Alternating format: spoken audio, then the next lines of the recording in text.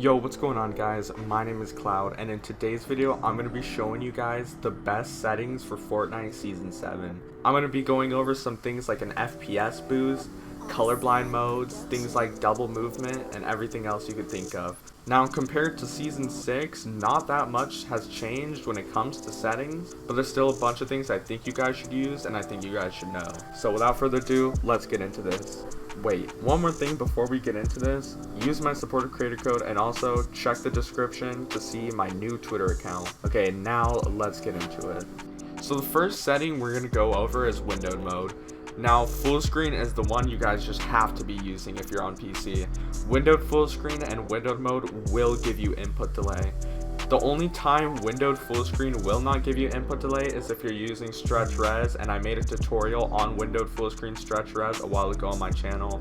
I'll probably put it in the description below if you guys want to check that out. But besides that, please, for the love of God, just use full screen mode. Now the second setting is resolution. I just have it set to my monitor's resolution, which is 1920 by 1080, but if your PC is a little bit worse, then just try 1600 by 900. 1280 by 720 is a little bit too much. The thing I recommend the most is probably just turning down your 3D resolution or using performance mode with 1920 by 1080. I feel like 1280 by 720 is a little bit too blurry. But again, 1600 by 900 is also a really good option. The thing we're getting into next is colorblind mode.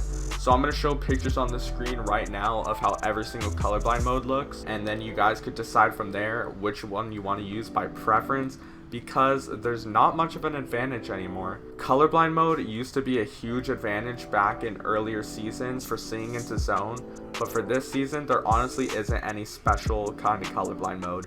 But the one that I use right now is tritanope, and the colorblind strength is on 7 if you guys want to copy that. Alright, so the next thing we're going over is 3D resolution. Now, I personally always keep it at 100, but I learned from one of my old friends, Kosh, that if you have it below 85%, I believe, it honestly kind of cuts your input delay in half. So you guys can mess with that if you want to, or if you have a lower end PC, you could turn this down. But like I said earlier, I honestly recommend just changing this to like 1600 by 900 or just using performance mode. Next thing is view distance. It's basically all preference. It just depends on how good your PC is. I just have it on near, or I'll have it on medium, but I don't really use anything other than that. Now, textures is actually good to have higher than having it on low, and the reason why is because Fortnite is such a CPU bound game that using your textures on like a higher quality will force your Fortnite to use more of your GPU instead of just tanking your CPU. So I would honestly recommend putting this to medium or high. I don't really think Epic is that good, or low.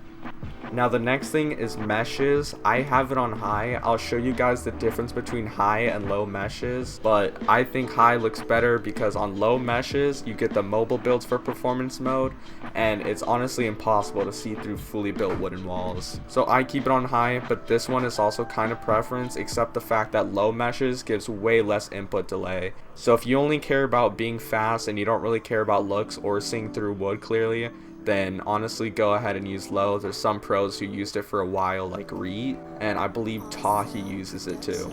Now the next thing is VSync. Always keep it off. Motion blur, keep it off. These things are both bad for your FPS. Show FPS doesn't really matter, it's preference. So the next thing after that is rendering mode. I personally don't feel a difference between DX11 and DX12, DX11 being the default that everyone starts off with when they get Fortnite, and performance mode being the newest setting. If you guys have a lower end PC, or you just want better performance in general, less input delay, things like that, then please use performance mode. Allow multi-threaded rendering doesn't matter if you're using performance mode, but I always keep it on if I'm using things like DX11. If you guys want my keyboard and mouse sense and also my controller settings, I'm going to show them right now. Here's my keyboard and mouse settings. I think these are really good, but this is literally only a preference, so you guys don't have to copy it, but you can if you want to.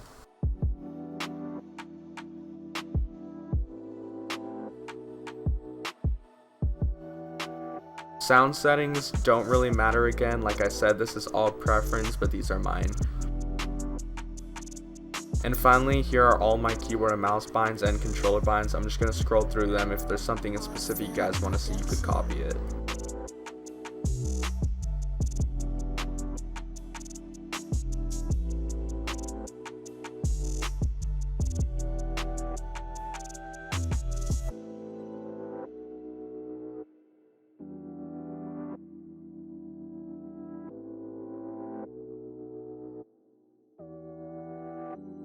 Oh, and by the way, I do use paddles on my controller.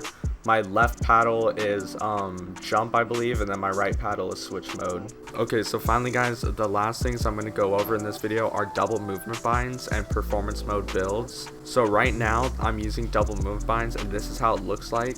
Now I already made a video about this on my channel. I'll put the link in the description below, and I explained double movement binds and how they work, but this is just another example.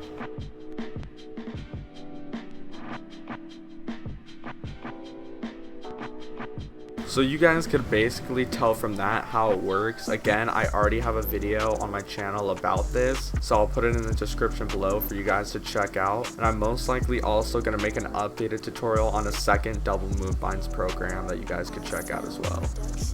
This is the first example. This is how high meshes look. As you guys can see, it literally looks like the normal builds on DX11 and DX12. As you guys can see, it's just normal builds, again, like I said, just like DX11 and DX12. So finally guys, here are the low meshes, and this is where the issue comes in. As you guys can see, with wood, it is impossible to see through, especially if someone's hiding in a cone like this, or if someone's on this side of the wall, then you literally cannot see through it. And you guys can see it's basically the same with brick and metal. It's very hard to see through. You can't see through it at all, actually. Anyways guys, I hope you enjoyed this video, and I hope these settings help you out, and if they do, then drop a like, show some love, leave a comment below, and also let me know what kind of videos you guys want to see next. And also, check out my new Twitter, link is in the description below, as well as use my supporter creator code, it'll be on the screen right now. Anyways guys, I am out. Peace.